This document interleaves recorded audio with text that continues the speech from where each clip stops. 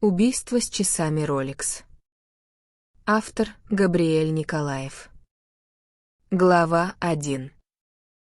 Финансовый хищник из Онтарио. В конце 80-х годов городок Пэрис в канадской провинции Онтарио казался воплощением умиротворения. Заснеженные улицы, аккуратные дома с опрятными газонами и община, где все знали друг друга по имени. Именно здесь расцвела карьера Альберта Джонсона Уокера. Для жителей города он был не просто финансовым консультантом. Уокер казался безупречным человеком, глубоко верующий, набожный семьянин, воспитывавший 3 детей, активист местной церкви и харизматичный собеседник. В основанную им компанию Уокер Financial люди несли свои сбережения без тени сомнений. Пенсионеры отдавали ему выходные пособия, друзья, деньги на образование детей, а молодые семьи — накопления для покупки первого жилья. Уокер умел слушать. Он мягко улыбался, наливал клиентам чай в своем просторном кабинете и с убаюкивающей уверенностью обещал гарантированную доходность в 18-20% годовых. «Ваши деньги у меня в большей безопасности, чем в государственном банке», — любил повторять он. Но за фасадом добропорядочного гражданина скрывался холодный, расчетливый социопат. Уокер не инвестировал ни одного цента. Он построил классическую финансовую пирамиду. Деньгами новых вкладчиков он гасил минимальные проценты старым, основной поток миллионов направлял на собственную роскошную жизнь, покупку недвижимости, дорогих автомобилей и организацию закрытых вечеринок. К 1990 году финансовая пирамида исчерпала свой ресурс. Вкладчики начали требовать назад свои основные суммы.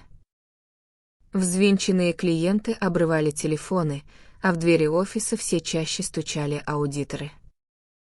Уокер понимал, банкротство и тюремный срок на десятки лет — вопрос нескольких недель. Тогда он разработал план побега, поражающий своей дерзостью и цинизмом. В один из осенних дней 1990 года Альберт Уокер просто исчез. Вместе с ним испарились 3 200 000 канадских долларов.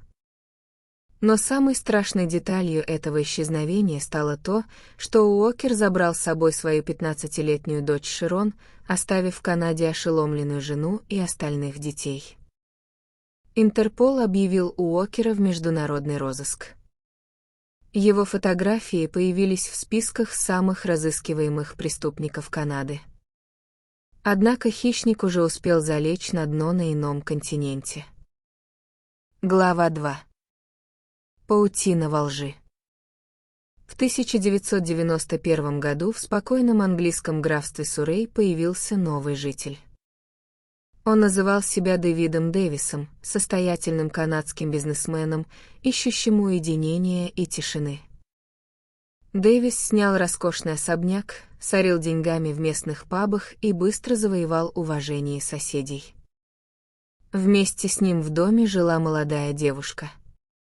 Первоначально Дэвис представлял ее всем как свою дочь от первого брака. Но по мере того, как шли месяцы, их поведение в обществе становилось все более странным. В закрытом кругу знакомых Дэвис начал называть девушки своей партнершей по бизнесу, а затем и вовсе женой. На самом деле это была его дочь Широн. Уокер подверг 15-летнюю девушку изощренному психологическому насилию и тотальному контролю. Он полностью изолировал ее от внешнего мира, отнял настоящие документы и заставил жить под вымышленным именем. Пользуясь ее незрелостью и психологической зависимостью, Уокер заставил дочь играть роль его законной супруги. В Англии у них родилось 2 детей, и в документах родильного дома Уокер, выступавший под именем Дэвиса, числился их отцом. Это была жуткая, искаженная реальность, в которой дочь одновременно являлась пленницей, сообщницей и жертвой собственного отца. Однако для проведения крупных финансовых операций и легализации украденных миллионов Уокеру требовался идеальный, прикрывающий документ. Ему был нужен реальный гражданин Великобритании с безупречной репутацией, чье имя можно было бы использовать без риска привлечь внимание канадского правосудия. Вскоре судьба свела его с Рональдом Платтом. 35-летний Рональд Платт был прямой противоположностью Уокера. Добродушный, доверчивый и немного наивный мастер по ремонту телевизоров, он едва сводил концы с концами. Платт страстно мечтал разбогатеть, открыть собственное дело и уехать на другой конец света, но у него никогда не было для этого средств.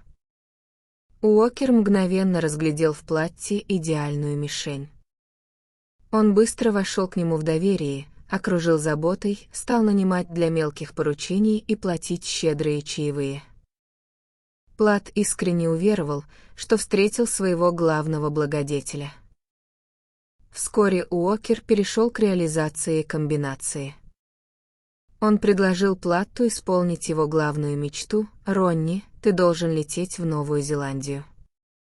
Я полностью профинансирую твой переезд, дам деньги на старт бизнеса и буду твоим молчаливым партнером». Платт не верил своему счастью. Но перед отъездом Уокер с мягкой улыбкой попросил о небольшой формальности. «Пока ты будешь осваиваться за океаном, мне нужно вести дела нашей совместной компании здесь, в Англии. Оставь мне копии своих документов, печать, водительское удостоверение и образцы подписи». Ослепленный благодарностью, Рональд Платт передал Уокеру все. В 1992 году он улетел в Новую Зеландию. С этого момента на территории Великобритании появился новый Рональд Платт, Альберт Уокер. Он открывал банковские счета, покупал недвижимость, оформлял инвестиционные сделки и даже зарегистрировал 24-футовую яхту «Леди Джейн» на имя человека, находившегося за 1000 миль от него. Глава 3. Роковой рейс яхты «Леди Джейн». Новозеландская мечта Рональда Платта быстро рассыпалась. Отсутствие деловой хватки и неопытность привели к тому, что переданные Уокером деньги быстро закончились, а бизнес прогорел. В 1995 году обедневший, разочарованный и тоскующий по родине Платт вернулся в Англию. Для Альберта Уокера появление настоящего Платта стало катастрофой. Присутствие в стране двух людей с идентичными именами, датами рождения и номерами документов неизбежно привело бы к проверке. Любое обращение Платта в государственные организации за заменой прав или пособием мгновенно разрушило бы фальшивый мир Уокера. А за кражей личности немедленно всплыл бы международный розыск Интерпола по делу о $3 миллионах. Уокер понял, в этом мире для настоящей жертвы места больше нет. Он не подал вида, что напуган. Напротив, Уокер с распростертыми объятиями встретил возвратившегося Платта, снова помог ему деньгами и предложил вместе проводить выходные, ходя под парусом на яхте «Леди Джейн». Платт был бесконечно рад возобновлению дружбы. 20 июля 1996 года выдалось теплым и солнечным. Уокер предложил Платту выйти в море из порта Девона. Настоящий Платт нарисовал в своем воображении прекрасный день на воде. Собираясь, он надел на запястье свои любимые часы, стальные Rolex Oyster Perpetual, подарок бывшей девушке, с которыми не расставался ни на день. Яхта «Леди Джейн» отошла от причала и взяла курс в открытые воды Ла-Манша. Когда побережье превратилось в тонкую полоску на горизонте, Уокер привел свой план в действие. В момент, когда Платт отвернулся, Уокер нанес ему оглушающий удар тяжелым предметом по голове. После этого аферист действовал с леденящим душу спокойствием. Он взял тяжелый 4-килограммовый якорь, припасенный на палубе, обмотал прочный канат вокруг талии потерявшего сознание Платта и вытолкнул его тело за борт. Уокер стоял у кормы и смотрел, как его бывший благодетель уходит в темную глубину. Глубина в этом районе составляла десятки метров. Тяжелое железо надежно тянуло труп на дно, а соленая вода и морская фауна должны были быстро уничтожить любые следы. На теле не было документов. Уокер был абсолютно убежден, что совершил идеальное преступление. Он развернул яхту и спокойно вернулся в порт. Глава 4. Загадка с глубины. Спустя 8 дней, 28 июля 1996 года, в 6 милях от побережья Девона шло обычное промысловое судно. Рыбак Джон Хеппел вытягивал из воды донный трал. Внезапно лебедка зазвенела от предельного напряжения, сеть зацепила на дне нечто чрезвычайно тяжелое. С трудом подняв улов на палубу, Хеппел обомлел. В ячейках сети запуталось человеческое тело, к талии которого канатом был привязан судовой якорь. На место немедленно прибыли детективы из полиции графств Девон и Корнуолл. Расследование возглавил опытный детектив-сержант Грэм Олдер. Первичный осмотр в морге погрузил следственную группу в уныние. Тело пролежало в соленой воде больше недели. Лицо было полностью изуродовано, отпечатки пальцев сгнили на одежде, обычных джинсах и футболке, отсутствовали какие-либо ярлыки или документы. Сверка с базами данных пропавших без вести ничего не дала. Расследование зашло в тупик, грозя пополнить архив безнадежных дел. Однако детектив Олдер отличался въедливостью. Внимательно осматривая погибшего, он обратил внимание на запястье левой руки. Там, несмотря на воздействие агрессивной среды, находились часы из нержавеющей стали Rolex Oyster Perpetual. Механизм тихо и ритмично продолжал отсчитывать секунды. Олдер понимал, что дорогие часы сами по себе могут быть объектом кражи, но в данном случае они остались на трупе.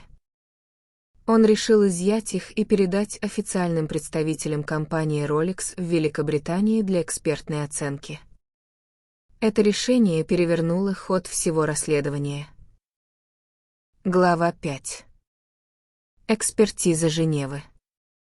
Официальные эксперты компании Rolex подошли к запросу полиции со швейцарской педантичностью. Данная марка часов славится своей уникальной системой учета. На боковой части каждого корпуса вытравливается индивидуальный серийный номер, который дублируется в едином реестре штаб-квартиры в Женеве. Полицейский запрос ушел в Швейцарию. Через 48 часов из Женевы пришел официальный архивный ответ. Часы с указанным серийным номером были изготовлены и проданы в 1986 году в ювелирном салоне города Харрогейт. В документах числилось и имя покупательницы. Следователи немедленно нашли эту женщину. Увидев фотографии часов, она заплакала и сообщила, что в 1986 году купила их в подарок своему тогдашнему жениху Рональду Платту. Так, благодаря реестру Rolex, безымянное тело со дна моря обрело имя. Но главная сенсация была впереди. Эксперты-часовщики предоставили Олдеру данные, которые дали следствию точную хронологию трагедии. Модель Rolex Oyster Perpetual оснащена механизмом с автоматическим подзаводом. В нем нет батарейки. Пружина часов заводится исключительно от движений человеческой руки при ходьбе или жестикуляции. Если часы снять и оставить без движения, полного завода пружины хватает ровно на 48 часов, после чего стрелки останавливаются. Эксперты установили, в момент, когда Плат был оглушен и сброшен в воду, его рука перестала двигаться. Автоподзавод отключился. Механизм продолжал работать только за счет остаточного напряжения пружины ровно 2 суток. Календарное окошко на циферблате замерло на цифре 22, а стрелки показывали 15 часов 46 минут. Детектив Олдер сел за стол и сделал простой математический расчет. Часы окончательно остановились 22 июля в 15 часов 46 минут. Отняв 48 часов автономного хода, следствие получило невероятно точный результат. Рональд Плат был убит и сброшен в море 20 июля 1996 года приблизительно в 15 часов 46 минут. У полиции появилось не просто имя жертвы, а точные дата и время преступления. Глава 6. Охота на живого мертвеца. Получив данные о личности погибшего, Грэм Олдер направил запрос в Центральную базу данных Великобритании. Ответ вызвал у детективов шок: Рональд Плат числился абсолютно живым. Согласно налоговым и муниципальным реестрам, Плат проживал в комфортабельном доме, владел бизнесом, регулярно оплачивал счета и регистрировал имущество. Полиция установила скрытое наблюдение за указанным адресом. Спустя несколько часов из дверей дома вышел подтянутый, ухоженный мужчина средних лет. Он спокойно подошел к дорогому автомобилю и сел за руль. В тот же миг машину блокировали автомобили полицейского спецназа. «Вы Рональд Плат?» — спросил Олдер, предъявляя удостоверение. «Да, офицеры». «Произошла какая-то ошибка?»